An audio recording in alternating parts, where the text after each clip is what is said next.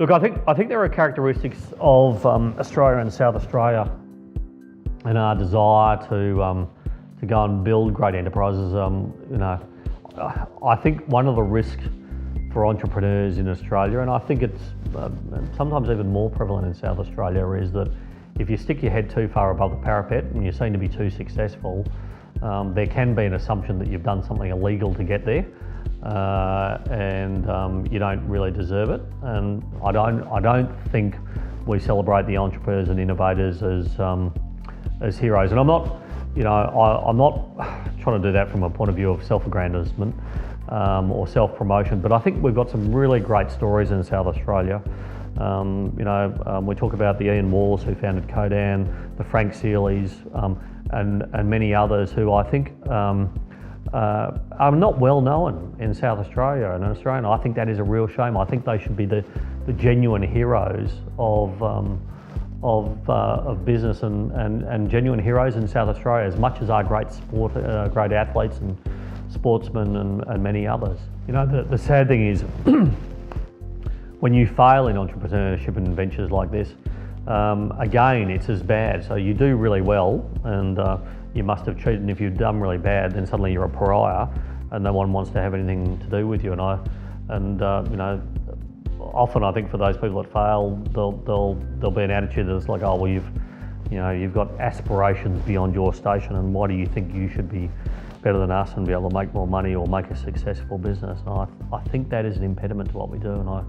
And we have a great state. I mean, I'm not from South Australia originally. I married a South Australian. My 6 kids are all South Australian. I think we have one of the best places to live in the entire world, and I've lived all over the world, and we just need to take full advantage of all we've got and have some confidence in ourselves, and promote those people that really want to go forward and have a go, because that's what will make this state even better. And there's an element also of what we were talking about before about tall poppy. If you stick your head too far above the parapet, then you're just making yourself an easy target for someone to take a pot shot at you. And I think that is a disincentive for people that have started those small companies that are doing really, really good stuff to take it further. And I think the other thing is also often those small companies start up with someone that's got a great idea and really passionate about what they do.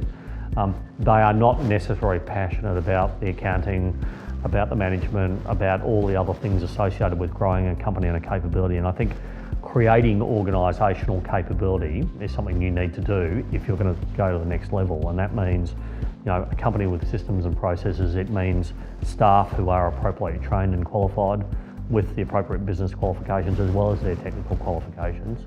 Often when you look, for example, at support for small companies trying to grow, a lot of that support is very focused around technical expertise, do some training in some software development or manufacturing or whatever.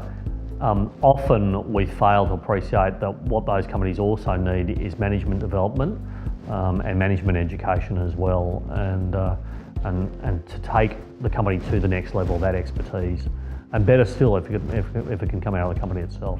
One of the great things about the Impact Awards, I think, is number one, promoting that spirit of entrepreneurship, promoting that spirit of innovation, and I think the two are inseparable in many ways. But I think also getting those young companies or those startups talking to each other and feeding off each other in terms of the energy they have, and then bringing, hopefully other people, most more experienced than me, in to provide some guidance and some wisdom and some mentoring and helping create that next generation of really successful South Australian companies that can be successful not only on a South Australian stage or an Australian national stage, but also on an international stage. And I think the Impact Awards are very clearly aimed at that, and I'm excited to be contributing in one way or another.